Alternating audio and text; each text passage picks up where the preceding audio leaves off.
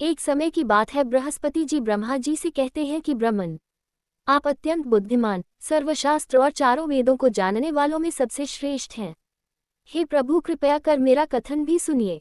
चैत्र व आश्विन माह के शुक्ल पक्ष में नवरात्र का व्रत व उत्सव क्यों किया जाता है?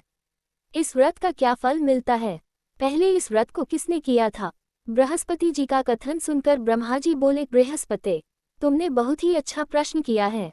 जो मनुष्य मनोरथ पूर्ण करने वाली दुर्गा, महादेवी, सूर्य और नारायण का ध्यान करते हैं वे मनुष्य धन्य हैं। नवरात्र का ये पर्व संपूर्ण कामनाओं को पूरा करने वाला है।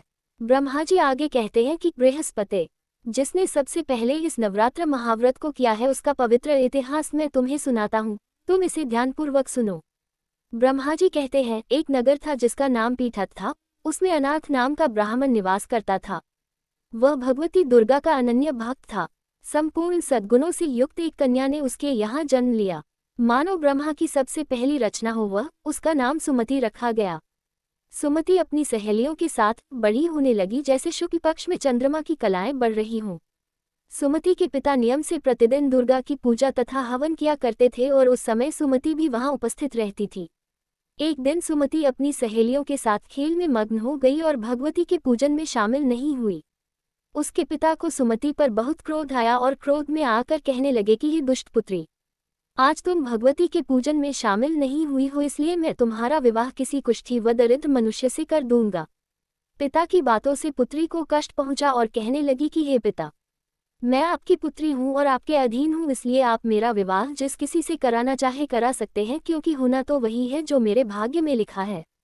मुझे तो भाग्य पर पूर्ण विश्वास है। सुमति कहती है कि मनुष्य कितने मनोरथों को पूरा करना चाहता है, लेकिन होता तो वही है जो भाग्य विधाता भाग्य में लिख कर देते हैं। जो जैसा कर्म करता है उसको फल भी उन कर्मों के अनुसार ही मिलते हैं। मनुष्य के हाथ में केवल कर्म करना लिखा है और उसका फल देना भगवान के हाथ में होता है। अपनी कन्या के मुख से ये निर्भयपूर्ण बातें सुनकर ब्राह्मण का क्रोध बढ़ जाता है और अपनी पुत्री का विवाह एक कुष्ठ रोगी से कर देता है और कहता है कि अब जाओ और अपने कर्म का फल भोगो। मैं भी देखता हूँ कि तुम भाग्य के भरोसे रहकर कैसे जीवन यापन करती हो।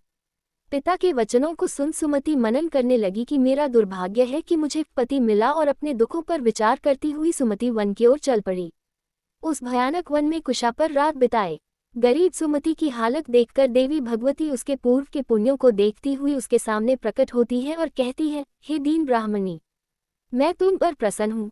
तुम जो चाहो वह वर मांग सकती हो, मैं तुम्हें सब दूंगी।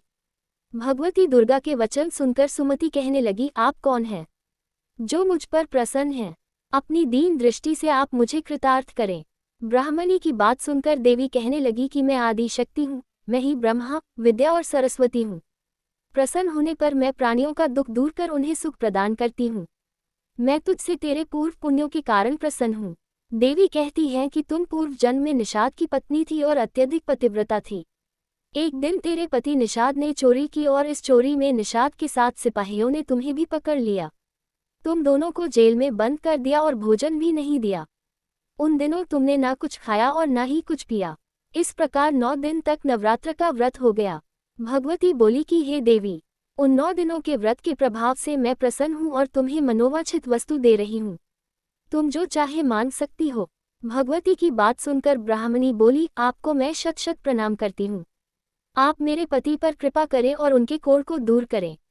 इस पर देवी कहती है कि उन दिनों तुमने जो व्रत किया था उसमें से एक दिन के व्रत का पुण्य अपने पति के रोग को दूर करने के लिए अर्पण करो।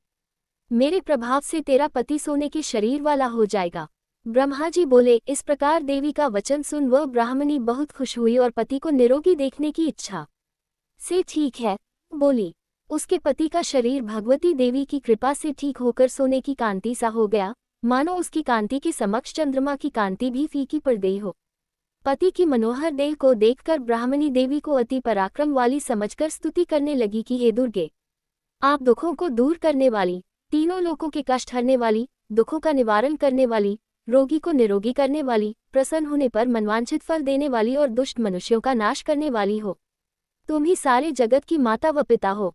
हे अम्बे माँ, मेरे पिता ने क्रोध में मेरा विवाह एक कुष्ठी के साथ करके घर से निकाल दिया है। पिता की निकाली हुई बेटी को आपने सहारा दिया है। ब्राह्मणी कहती है कि हे देवी, दुखों के इस सागर से आपने मुझे बाहर निकाला है। हे देवी, मैं आपको बारंबार प्रणाम करती हूँ। ब्रह्मा जी बोले, हे बृहस्पति। उस सुमति ने मन से देवी की बहुत स्तुति की और उसकी की हुई स्तुति से देवी को बहुत संतोष हुआ। देवी ने ब्राह्मणी से कहा कि तुम्हारे घर एक अति बुद्धिमान, धनवान, कीर्तिवान और जितेंद्रिय पुत्र पैदा होगा जिसका नाम उद्दालक होगा। देवी ब्राह्मणी से कहने लगी, हे ब्राह्मणी, तेरी कोई और इच्छा हो तो वह मान सकती हो। ब्राह्मणी कहती है कि हे माँ, आप अगर मुझसे प्रसन्न हैं तो आप मुझे नवरात्र करने की विधि सविस्तार बताएं। ब्राह्मणी के वचन सुनकर देवी कहती है कि मैं तुम्हें संपूर्ण नाशों को दूर करने वाले नवरात्र व्रत की विधि बताती हूँ। देवी कहती है कि इसे ध्यानपूर्वक सुनो। आश्विन माह के शुक्ल पक्ष की प्रतिपदा से लेकर 9 दिन तक विधिपूर्वक व्रत करें। यदि दिन भर व्रत नहीं कर सकते तो एक समय का भोजन करें। ब्राह्मणों से पूछकर घट स्थापन करें और वाटिका बनाकर उसको प्रतिदिन जल से सींचें। महाकाली, महालक्ष्मी और महासरस्वती की मूर्तियां बनाकर उनकी नित्य प्रति विधि विधान से पूजा अर्चना करें। पुष्पों से अर्घ्य दे और बिजौरा के पुष्प से अर्घ्य देने पर रूप की प्राप्ति होती है। जायफल से कीर्ति, दाक से कार्य की सिद्धि होती है। आंवले से सुख व केले से भूषण की प्राप्ति होती है। फलों से अर्घ्य देकर विधि से हवन करें। खांड, घी, गेहूं, शहद, जौ, तिल, नारियल, बिंब, दाख व कदम आदि सामग्रियों से हवन संपन्न करें। गेहूं का हवन करने से लक्ष्मी की प्राप्ति, खीर व चंपा के फूलों से धन व पत्तों से तेज और सुख प्राप्त होता है। आंवले से कीर्ति और केले से पुत्र की प्राप्ति होती है। कमल से राज सम्मान और दाखों से सुख संपत्ति मिलती है। खांड, घी, नारियल, शहद, जौ व तिल और फलों से होम करने से मनवांछित वस्तु की प्राप्ति होती है। व्रत करने वाले को स्वभाव में नम्रता रखनी चाहिए।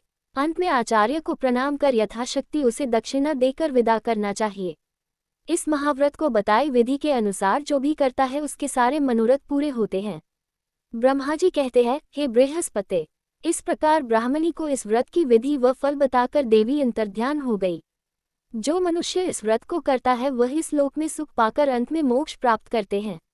ब्रह्मा जी फिर कहते हैं कि हे बृहस्पति, इस व्रत का महात्म्य मैंने तुम्हें बतलाया है। ब्रह्मा जी का कथन सुन बृहस्पति आनंद विभोर हो उठे और ब्रह्मा जी से कहने लगे, हे ब्रह्मा जी, आपने मुझ पर अति कृपा की है जो आपने मुझे अमृत के समान इस नवरात्रि व्रत का महात्म्य सुनाया है।